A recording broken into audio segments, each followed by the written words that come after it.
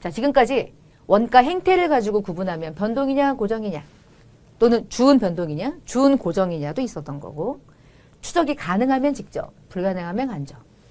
제조 활동이랑 관계가 있으면 제조 원가, 관계 없으면 비제조 원가. 비제조 원가를 불렀던 이유는 이것도 결국은 판매 원가에 포함되니까. 그 다음에 수익과 대응했을 때 수익을 창출하기 위해서 매출을 일으키기 위해서 들어가는 원가, 제품의 원가. 근데 1년이라는 기간이 지날 때마다 발생되는 원가, 기간 원가. 얘하고 같은 개념이었구나. 얘랑 같은 개념이지? 이름만 다른 거지. 그게 그거잖아. 그치? 의사결정에 관련이 있니?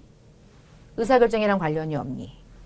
매몰 원가는 무엇이니? 회피 가능 원가, 회피 불가능한 원가, 기회 원가. 이런 부분들이 있는데요. 그런 부분들은 우리 지금 앞부분의 교재에는 없어요. 그러니까 뒤에 나중에 문제 별도의 챕터에서 나중에 공부하실 건데 이 매몰 원가가 역사적 원가인 거예요.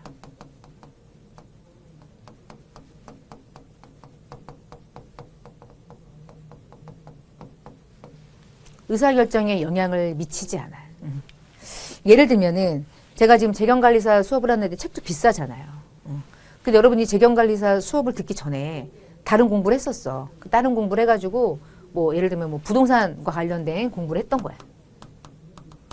부동산 관련된 공부하다 보니까 책이 필요했던 거죠.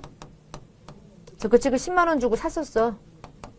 이미 한 2달 전에 사서 이제 보다 보니까 아 부동산은 결국은 나랑 맞지 않다. 난 돈도 없고 부동산 중개는 아닌 것 같고 부동산 뭐 가지고 있어봤자 뭐 죽으면 끝나니까 나는 재경을 공부해야 되겠다. 그래서 2달 전에 내가 이거 공부하려고 10만 원 주고 책 샀는데 에이 안 되겠다. 다시 재경해야 되겠다. 그 재경을 공부해야 되니까 또 책을 사야겠죠. 8만 원이었대.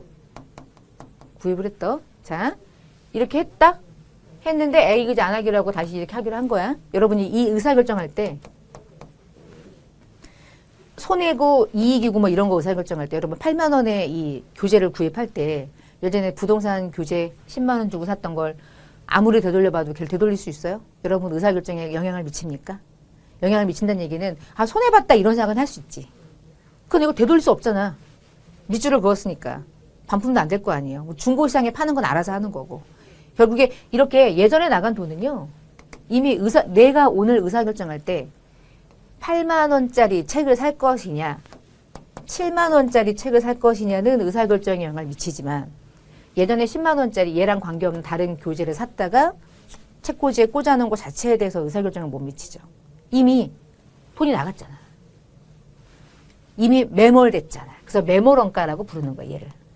매몰원가는 어떤 의사결정을 하더라도 내가 오늘 책을 구입해야 되는 그 구입액이 8만 원짜리랑 7만 원짜리를 비교할 때는 그거 나의 의사결정에 영향을 미치지만 예전에 돈이 나갔고 그 돈이 나간 건 이미 끝났기 때문에 그와 관련된 원가 소비액에 대해서는 현재 어떠한 의사결정을 하더라도 영향을 미치질 못해요. 되돌릴 수 없잖아요. 끝나버렸으니까. 그래서 의사결정에 영향이 없는 걸 매몰원가 또는 매몰원가는 다른 말로 역사적인 원가. 그것은 무엇이냐? 의사결정에 영향을 미치지 않는다. 그래서 이런 것들을 우리가 비관련 원가 이렇게도 부르는 거예요. 자, 그 다음에 밑에 보시면 그 제품을 만들기 위해서 제품을 만들었는데 그게 소멸되지 않은 형태로 계속 제품 형태로 들고 있다. 그러면 아 소멸되지 않았구나. 미소멸 원가라는 제품이라는 재고자산으로 분류할 수 있고요. 만약에 소멸됐다. 그게 정상적으로 갔으면 매출 원가라는 이름의 비용. 비정상적이면 감모 손실이라는 이름의 손실이라는 형태로 비용. 하여간 둘 중에 하나구나. 통제가 가능하면 통제 가능 원가, 불가능하면 통제 불능 원가. 언제 원가를 구할 거야? 예전에 돈 나간 걸 가지고 원가를 측정하면 역사죠. 미래에 발생될 원가를 미리 예측하는 건 예정 원가. 교재에 나와 있는 것까지. 자, 그럼 이제 마지막. 어떻게 제품을 생산하느냐에 따라서 원가 계산은 개별원가, 종합원가 둘로 나누거든요. 이거를 챕터 2에서 공부하는 건데 왜 이 얘기를 잠깐 여기서 하냐면 우리가 앞에서 아까 기초원가, 기본원가 27페이지 정도에 있을 거예요. 그림 1-10. 요 원가랑 요 원가를 요 표에 의해서 이렇게 양쪽으로 나누어서 구분하는 이유를 좀 설명드리려고 하는 건데요. 개별원가랑 종합원가가 가지고 있는 제품을 생산하는 방법, 생산 형태, 개별원가는 이런 거예요. 품종은 다양한데 몇 개씩 안 만들어요. 해봤자 한 개씩. 주문받아가지고 생산하는 거야. 그러니까 건물을 짓거나 조선업과 관련된 제조업 형태가 개별원가 계산이라는 방식에 의해서 제품의 원가를 계산해요. 여러분 생각해봐요. 배 만든다고 생각해봐. 배 한 척, A라는 배 한 척을 주문받았어. 그럼 A라는 배를 만드는 직원들은 정해져 있을 거고, 그리고 A라는 배를 만들기 위해서 필요한 재료들도 있겠죠. 그러면 A라는 제품을 만들기 위해서 원가가, 얼마의 원가가 A라는 배 한 척 만들기 위해서 투입되는지를 구하려면 첫 번째는 이렇게 구하는 게 되게 유익하다는 거야. 직접 재료, 직접 노무, 제조 간접이 A라는 제품 만들기 위해서 얼마가 들어갔는지. 근데 우리는 A라는 배 한 척만 만드는 게 아니라 다른 공간에서는 D라는 배도 만들고 있어. D. 얘도 주문받았어. 그럼 D라는 기업에 원하는 사이즈와 재료가 들어간 배야. 그러면 얘하고 얘는 다른 제품이기 때문에 직접 재료는 추적이 완전 가능하고요. A 만드는 사람과 D 만드는 사람이 달라요. 그러니까 직접 원가는 구분이 가능해요. 그게 추적 가능하다는 뜻이에요. 근데 제조간접 원가는요, 전기요금이잖아요. 전기요금은 한 방에 100만 원이 나오고요. 그 100만 원을 여기와 여기로 나눠둬야 되거든요. 그게 배분인 거예요. 그 제조간접비는 원가를 집합하고 제조간접 원가와 관련된 금액들은 A와 B에 쪼개는 방법을 취해야 되는데, 그러면 늘 이런 식의 원가를 구한단 말이야. 누가? 개별원가가. 나중에 하다 보면. 그렇게 가야겠다. 야, 개별원가는 이렇게 가자. 얘만 쪼개면 되고 넌 쪼개면 안 되지. 넌 안 쪼개도 되지. 직접은 그냥 갖다 넣으면 되잖아. 난 그럼 두 개를 묶어서 부르고 싶네. 직접 재료, 직접 노무를 묶어서 제품을 구성하는 기본적인 또는 기초적인 원가니까 기초원가라고 부르기도 하고 기본원가라고 부르기도 해요. 예를 들면요. 얘가 5고 얘가 3이고요. 얘가 7이잖아. 그러면 직접 재료 5, 직접 노무 3, 제조간접비 7 이렇게 안 부르고 에이, 묶자. 기초원가 8, 제조간접비 7 해도 A 제품의 원가가 계산되는 건 똑같죠. 결과물이 똑같죠. 그건 D도 마찬가지고. 그러니까 결국은 얘네 회사는 뭐가 중요한 거야? 제조간접비를 잘 배부하는 게 목적인 거고, 개별원가 계산은 그래서 두 개를 묶어서 한 방에 부르는 걸 선호하는 거야. 그 원가의 이름이 기초원가 또는 기본원가인 거죠. 기초원가, 기본원가는 무엇과 무엇을 더해서 그냥 한 방에 부르는 거야? 직접 재료, 직접 노무를 합쳐서 부르는 원가고요. 제조간접비는 따로 불러야 돼. 왜냐면 걔는 별도로 배부를 해야 되니까. 자, 이런 식으로 제품을 제조하는 회사도 있고요. 두 번째, 종합원가 계산은 이런 식인 거예요. 여러분 이제 이런 펜 하나를 만든다고 생각해봐요. 펜은 한 개만 만들어요? 수십만 개를 만들어요?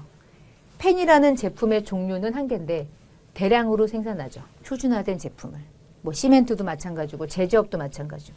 그러면 이렇게 종합원가 계산을 담당하는 이런 회사는 제품을 제조할 때 제가 검은색 펜이라는 이 제품의 종류를 한 개를 만드는데 수량이 어마무시해.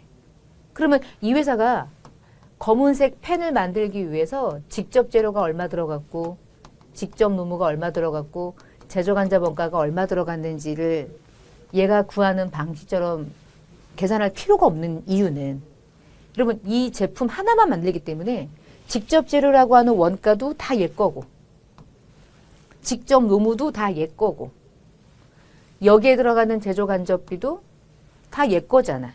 그러면 이렇게 할 필요가 없지 않아요? 다 어차피 하나의 제품 만들기 위해서 다 들어가는 거니까 이렇게 나눌 필요가 없네? 그러면 이런 식으로 대량으로 생산하는 표준화된 제품을 생산하는 기업은 제조간접비를 배분하는 게 일이겠습니까? 제조간접비를 배분할 필요가 있겠어요? 없어요. 전혀 없어. 그럼 뭘 해야 되냐? 수량이 문제인 거지. 완성품의 환산량을 구하는 게 문제인 거예요. 뒤에 공부할 거예요, 다. 그러면 제가 지금 얘기하려는 게 뭐냐면 이 회사는 검은색 펜을 만들기 위해서 들어가는 재료가 있을 거 아니에요? 그러면 이 재료를 내가 한 달 동안 한 100개를 생산하고자 한다. 그러면 100개 생산하기 위해 필요한 검은색 재료를 전량을 투입하면 재료가 투입되는 순간 사람이 일하면서 전력을 갖다 써. 예를 들어. 그러면 이 원가는 뭐야? 노무. 이 원가는 뭐죠? 제조 간접이죠. 그러니까 이런 식으로 제품을 생산하는 대부분의 기업들은 재료가 들어가면 이 두 개가 합쳐져서 재료를 제품으로 만들어. 그러니까 가공을 시키는 거야. 그러면 재료가 들어가면 이 재료를 제품으로 만들어내는 역할은 누가 하냐? 이 두 개가 하는 거야. 그래서 이 두 개를 더해서 뭐라고 부르냐?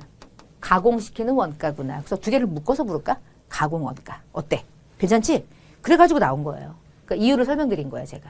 그래서 다시 앞부분에 그림으로 좀 돌아가서 보면은요.